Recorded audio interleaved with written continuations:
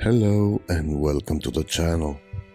As a way to celebrate getting ever so close to the 2000 subscribers landmark, one of the best microbrands in the world has decided to gift a watch to one lucky member of this fantastic community. Stay tuned and you will find out how you can win one of these impeccably finished dress watches. These are second hour Memoir. Renowned for their tool watches, the Australians at Second Hour have managed to surprise everyone when, at the beginning of the year, they announced the Memoir. Initial renders looked so good that I had no choice but place them in my top microbrand releases to follow at the beginning of 2024 that you can watch here. So it goes without saying I was more than excited at having the chance to meet them in the metal. And if the renders looked great, well, the real thing is amazing. The hardest things to get right when designing a tank-style watch seem to be the proportions. Truth is, none of the microbrand tanks that I have seen so far managed to get the design right. Too large, too narrow, too thick, or all of the above, microbrand tanks have always come short of being the elegant watch made famous by Cartier or Jaeger-LeCoultre. Until now.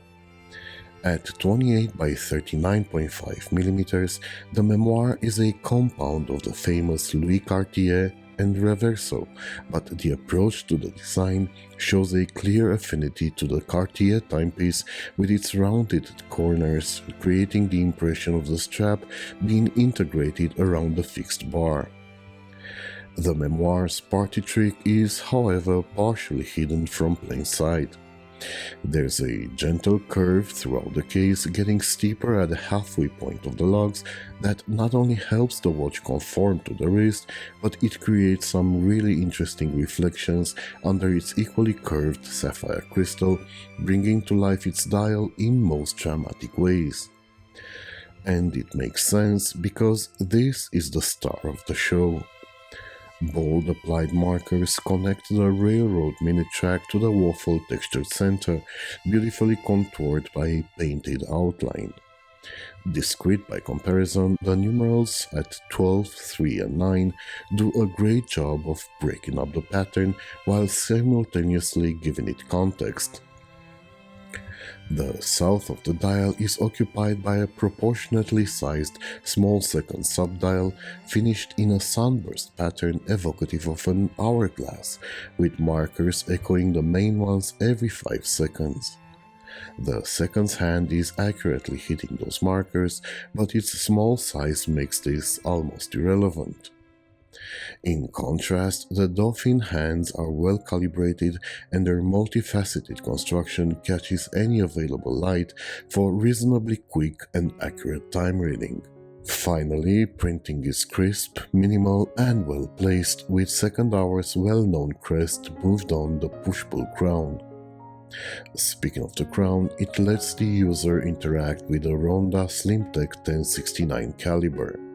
This is a gold-plated 6-jewel ultra-thin quartz movement, also powering a watch that I have previously reviewed here, the Von Doren Runde. It's serviceable, it hacks and has a stutter indicator signaling the need to change its battery. This means that when nearing the end of the installed battery's life, the second indicator will jump in 2-second increments.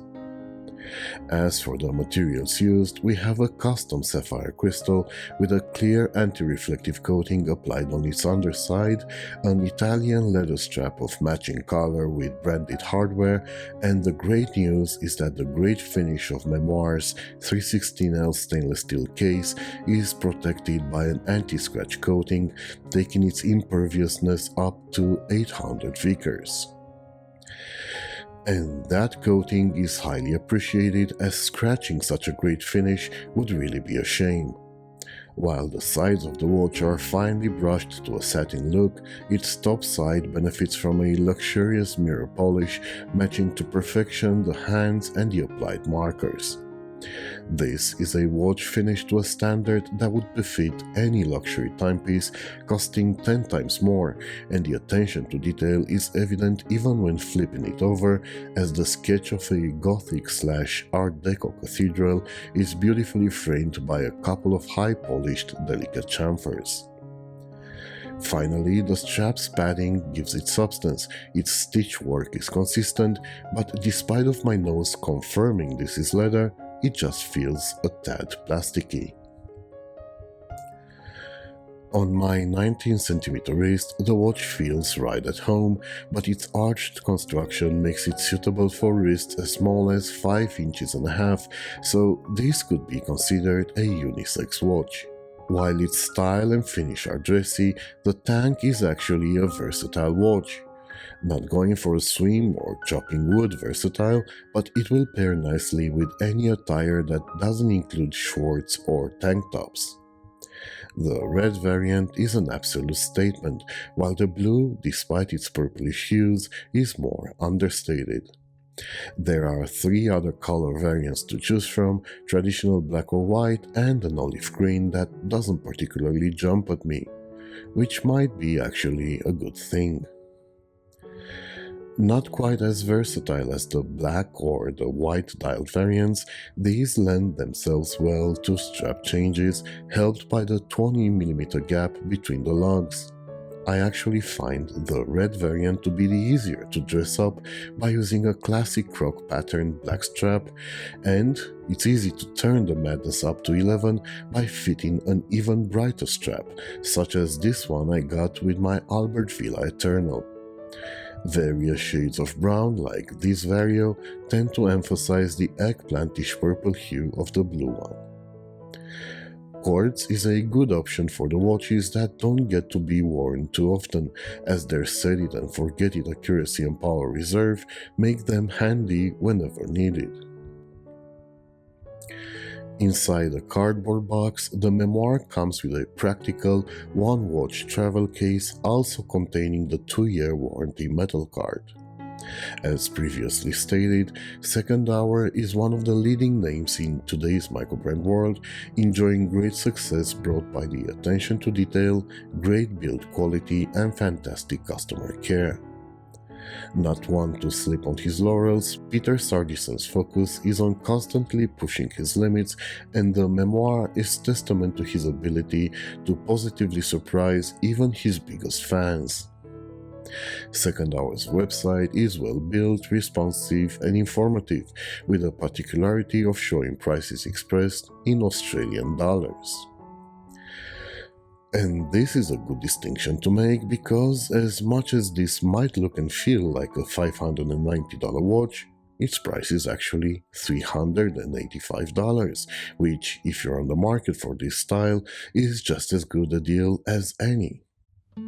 However, as promised in the prologue to this review, one lucky subscriber will get one of these 2 beautiful watches as a gift, courtesy of Peter. He provided a watch. I'll cover the shipping to anywhere in the world you're watching from, while you, besides taking care of any taxes your government might charge, will have to A.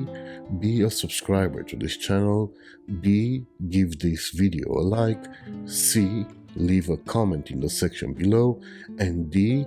Head down to watchyourone.net and on the contact form, fill in your details and copy-paste the comment you left here. Upon receiving your message, I will reply with the number you are assigned for the draw, which will take place on the 13th of May. The screen recording of the draw will be published on the video that will air on the 14th. And that video, believe it or not, will be yet another giveaway. Good luck.